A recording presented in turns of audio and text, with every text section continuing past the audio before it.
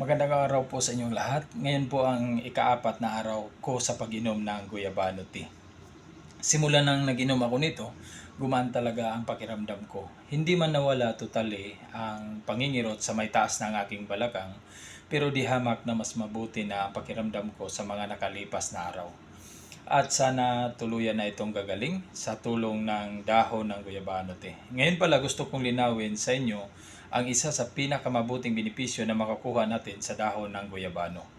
Ito ay may malinaw na pag-aaral ng mga eksperto. Tulad ng nauna kong video, ang Guyabano ay may mayaman sa antioxidants. Ano ba ang antioxidant?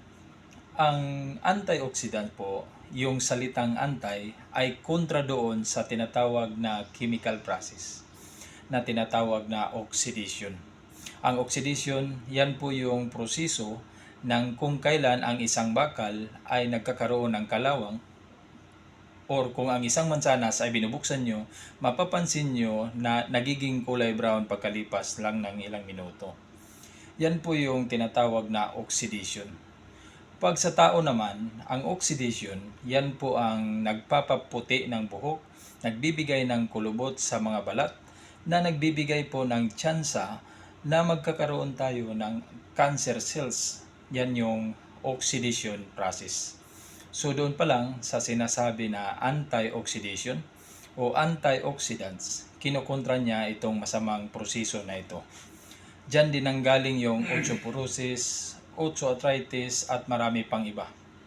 Antioxidant are compounds that help neutralize harmful compounds called free radicals, which can cause damage to cells.